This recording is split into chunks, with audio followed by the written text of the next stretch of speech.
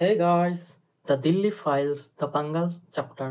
So এটা বাঙ্গাল যেহেতু আছে, বাংলাদেশের সাথেও কানেকশন আছে। তো এটার একটা অফিসিয়াল টিজার রিলিজ করছে, সেটা নিয়ে হচ্ছে কথা বলি। দেন আগে রিয়াকশন দেই, দেন কথা বলি আসলে কি করতেছে ওরা। রিয়াকশনটা দিই, let's start. There's Narayana Agarwal, I am Buddha. We, Hmm? the people of India, People of India. having sovereign views to constitute Miton India Chakraborty into looks সেই ওর বুদ্ধা sovereign মানে বুড়া আর কি। socialist system, secular democratic, Democratic Republic. and secure. Or acting সেই হইতেছে না, দেখছিস? That is pronunciation একবারে বুড়া বুড়া লোকের মতো। Perfect for combination. economic and political liberty of thought, expressions, in Christmas. Society makes a wish the opportunity and to promote democratic fraternity, Indian কনস্টিটিউশনের dignity, religion to each other, and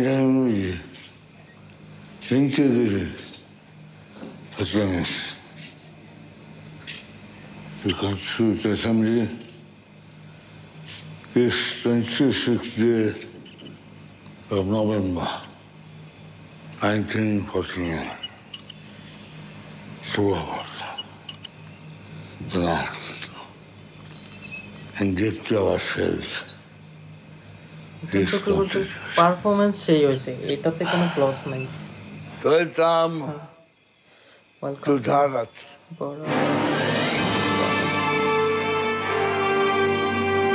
কইরা মরে গেল নাকি? স্টোরি দ্য দিল্লি ফাইলস, মানে Delhi files আর কি। দিল্লি অভিষেক Agarwal independence ডেতে release করবো ওরা। ওকে, অফিসিয়াল টিজারটা কোয়াইট গুড, আমার কাছে ভালো লাগছে। মানে মিটন চক্রবর্তীর পারফরমেন্সের দিক দিয়ে আর কি। আর বাকিটা এটা স্টোরি রাইটিং যখন হবে, আর হচ্ছে দিল্লি ফাইল সম্পর্কে যাদের একটু ধারণা আছে তারা বলতে পারবে। তো আমি ওভারঅল বলতেছি এটা গুড। তো মুভিটা যখন বের হবে তখন বোঝা যাবে যে এখানে কোনো কাটসিট এটা সেটা করছে কিনা, দেন কন্ট্রোভার্সি দিকে আগাবো। তো আমি পুরোপুরি এজিউম করতে পারতেছি না কন্ট্রোভার্সি হবে কিনা, তবে বাঙ্গাল সম্পর্কে দেন হচ্ছে বাংলাদেশের সাথে কানেকশন থাকবে অবশ্যই। তখন তো whole India, Pakistan, Bangladesh, Bharat totally 3টা কান্ট্রি একসাথে ছিল। সো তখনকার ইস্যুগুলো আসলে জড়িত আমরাও।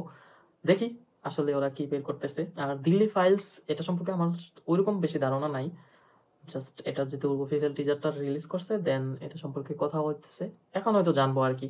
সো পরবর্তীতে যখন ট্রেলার বা মুভি নিয়ে কথা বলবো তখন আমি ইস্যুটা নিয়ে কথা বলবো। এখন এই পর্যন্তই। তো তোমাদের কাছে কেমন লাগছে সেটা আমাকে জানাও। আর হচ্ছে পরবর্তীতে কোনটা রিভিউ রিয়াকশন দিব, এক্সপ্লেইন করবো, সেটা হচ্ছে কমেন্ট বক্সে জানাও। আর যাওয়ার আগে অবশ্যই চ্যানেলটা সাবস্ক্রাইব করো। Thanks all of you.